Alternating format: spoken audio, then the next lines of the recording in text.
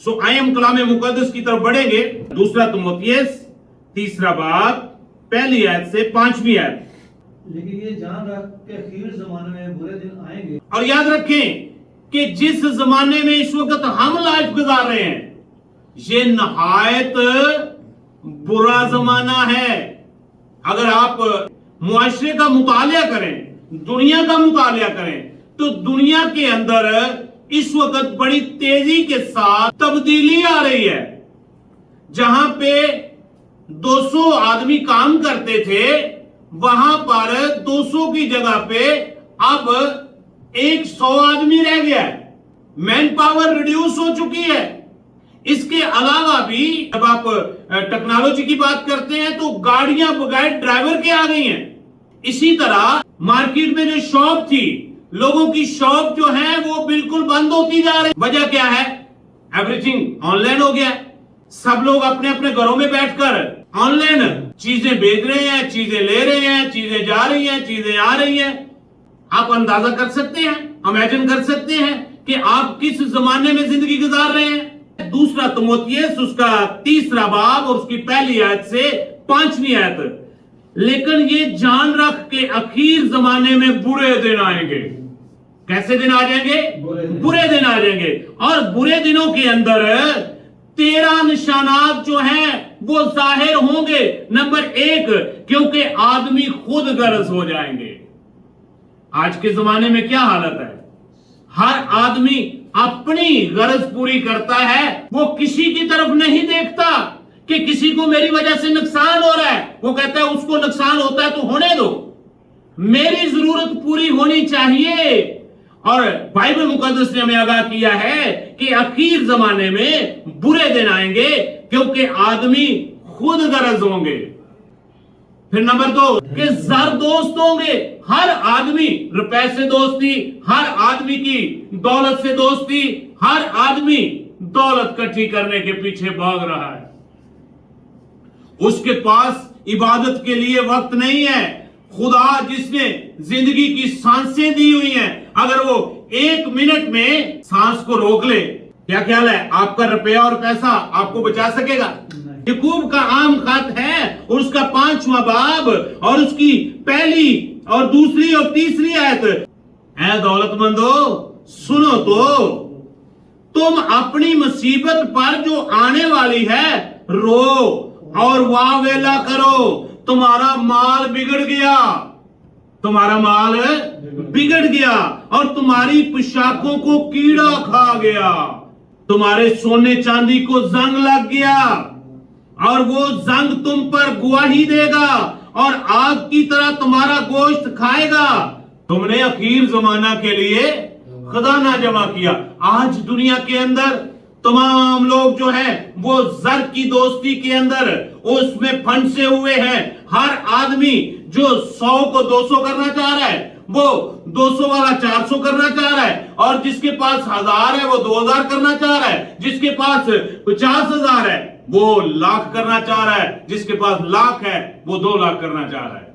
हर शख्स खुदगर्ज होगा। नंबर 2, हर शख्स जर की दोस्ती के पीछे भाग रहा होगा।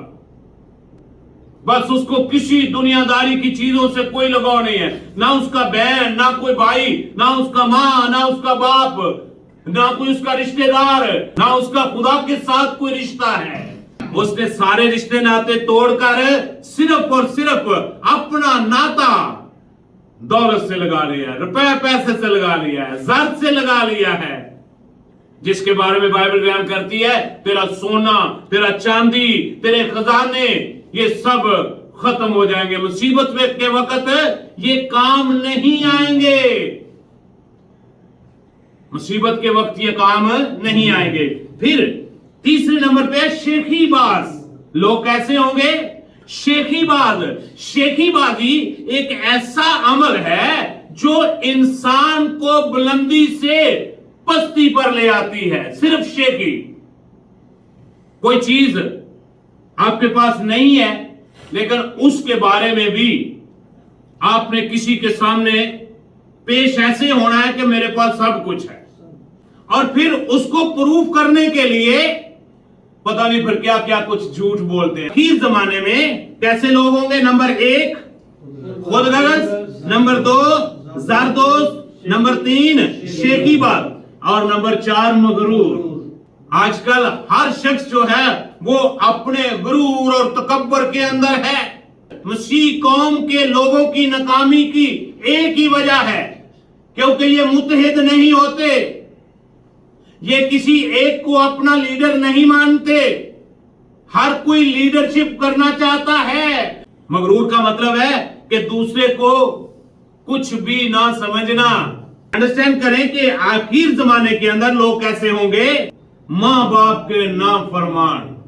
आप किसी भी खानदान में चले जाएं, हर खानदान के अंदर औलाद जो है वो मां और बाप की नाफरमान है। मां और बाप कुछ कहते हैं, बेटा और बेटी आगे से कुछ जवाब देते हैं। आगे से जवाब सुनने को ये मिलता है कि अब वो जमाना पापा नहीं रहा, अबू जी वो जमाना नहीं रहा, अम्मी जी वो जमाना नहीं रहा, ये जमाना बदल गया है।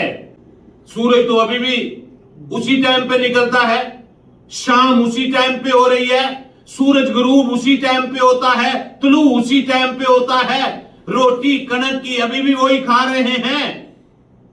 क्या बदल गया? जमाना क्या बदल गया? जमाना नहीं बदला, बल्कि लोगों के दिमाग बदल गए हैं, लोगों की सोचें बदल गई हैं। बाप की रिस्पेक्ट नहीं रही, माँ की इज्जत नहीं रही, भाई की रिस्पेक्ट नहीं रही, बहन की रिस्पेक्ट नहीं रही, किसी अपने बुजुर्ग की कोई इज्जत और रिस्पेक्ट रही नहीं है। माँ और बाप की नाफरमान औलाद होगी। ये कौन से निशानात हैं? आखिर जमाने के निशानात हैं। 7वां नंबर है ना शुक्रगुजारी नहीं है। खुदा ने सोमवार, मंगल, बुध, जुमेरात, जुमा, हफ्ता, कितने दिन हो गए? 6 दिन। खुदा ने आपको मीठी नींद सलाया, सुबह सादक अता की, आपको सांसें दी, आपकी हिफाज की, आपको सलामती के साथ काम पे लेकर गया, सलामती के साथ वापस लेकर आया। और कितना जरूरी है कि खुदा ने आपकी ट्रैवल में हिफाज की, खुदा ने आपकी कामकाज में हिफाज की। तो शुक्रगुजारी करने के लिए खुदा के घर में आना चाहिए या नहीं आना चाहिए? आखिर जमाने में कैसे लोग होंगे? न शुक्र, खुदा की दी हुई नेमतों का शुक्र अदा नहीं करेंगे। 13वें नंबर पे है वो दीनदारी की वजह तो रखेंगे मगर खुदा के कलाम को कबूल दीनदारी की वजह रखेंगे कि हम दीन से बड़ी मोहब्बत करने वाले हैं, हमारे पास मजहब का बड़ा नॉलेज है, खुदा का कलाम क्या कहता है उस पर अमल करने वाले नहीं हैं। यीशु मसीह की आमद बहुत करीब है, क्योंकि बाइबल मुकद्दस की तमाम नबूवतें जो है वो पूरी हो रही हैं। इसलिए हमें जरूरत है और खुदा की हजूरी में खुदा के कलाम को अपनी जिंदगी में लें, क्योंकि दुनिया की कोई चीज आपके साथ नहीं जाएगी। आपका रुपया, आपका पैसा, आपकी दौलत जो दुनिया में ही रह जाएगी। अगर आपके साथ जाएगी तो सिर्फ खुदा का कलाम जाएगा। खुदा ने जो आपको जिंदगी दी है, जिंदगी की सांसें दी हैं, उसकी शुक्रगुजारी किया करें और खुदा की हजूरी में उसकी इबादत में वक्त गुजारा करें। आपका घराना बाबरकत हो जाएगा, आपकी रोटी और पानी बाबरकत हो जाएगी, आपकी फैमिली के अंदर ब्लेसिंग आ जाएंगी, आपकी बदली बीमारियां जाती रहेंगी, आपकी जितनी आजमाइशें हैं वो यीशु के नाम से दूर हो जाएंगी। जब आप खुदा के कलाम को पढ़ना शुरू कर देंगे, खुदा के कलाम को सुनना शुरू कर देंगे और उसके बेटे और बेटियां बनकर खुदा की फरमाबरदारी करेंगे, तो इसके वसीला से खुदा आपको बरकत देगा। खुदा आप सबको आखिर जमाने में खुदा के कलाम के ऊपर अमल पैरा होने की तौफीक अता करे।